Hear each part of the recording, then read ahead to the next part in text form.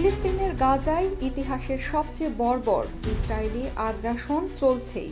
প্রতি মুহূর্তেই প্রাণ হারাচ্ছেন নারী, শিশুসহ বৃদ্ধ অনেক নিরীহ ফিলিস্তিনি স্বাধীনতাকামী মুসলমানরা।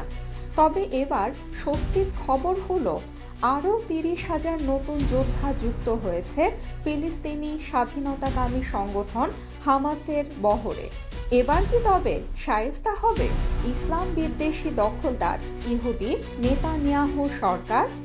সম্প্রতি সৌদি আরবের স্যাটেলাইট টেলিভিশন আল আরাবিয়া তাদের এক প্রতিবেদনে জানিয়েছে, হামাসের সামরিক শাখা ইজেদ্দিন আল কাসাম ব্রিগেড গাজা থেকে প্রায় ৩০,০০০ যুবককে নিজেদের দলে নিয়েছে।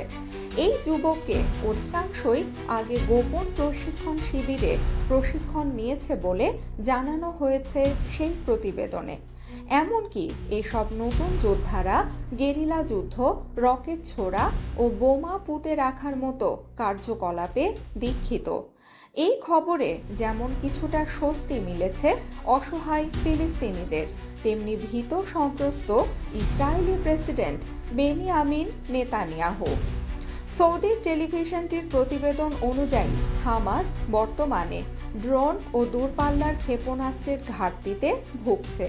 তারা আইডিএফ এর অবিস্ফোরিত অস্ত্রসহ বিভিন্ন ধ্বংসাবশেষ পুনঃব্যবহার করে স্থানীয়ভাবে বোমা ও অন্যান্য অস্ত্র তৈরি করছে।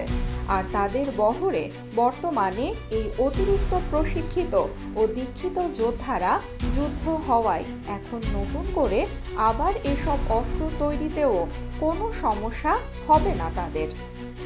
ইতিহাস বলে, ফিলিস্তিনি এই স্বাধীনতাকামী সংগঠন হামাস বেশি দিন চুপ থাকা মানেই বড় কিছুর আবিষ্কার বা ভয়ানক কিছু ঘটতে চলেছে।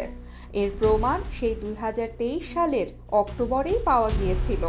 নিশ্চুপ থাকা হামাস যোদ্ধারা নিজেদের আবিষ্কারে উড়ন্ত এক যান বানিয়ে ইসরায়েলের অভ্যন্তরে ঢুকে হামলা চালিয়েছিল। এবারও কি তবে তেমন কিছুই ঘটতে চলেছে?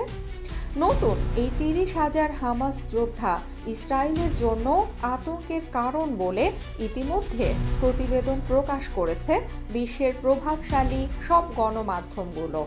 এদিকে যুদ্ধ বন্ধে পূর্ণাঙ্গ চুক্তির আলোচনা চায় হামাস। ২০২৩ সালের অক্টোবর থেকে গাজায় বর্বর হামলা শুরু করে ইসরায়েলি বাহিনী।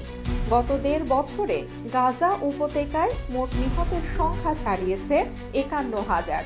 সেই সঙ্গে আহতের সংখ্যা পৌঁছেছে প্রায় ১,১৭,০০০-এ। এই নিহত এবং আহতদের ৫৬% নারী ও শিশু। যদিও গাজার সরকারি মিডিয়া অফিস জানিয়েছে নিহতের সংখ্যা ৬১,৭০০ জনেরও বেশি। তবে নতুন করে এই বিশাল সংখ্যক যোদ্ধা হামাসের বহরে যুদ্ধ হওয়ায় এখন যুদ্ধ পরিস্থিতি কোন দিকে যায় সেটি দেখার বিষয়।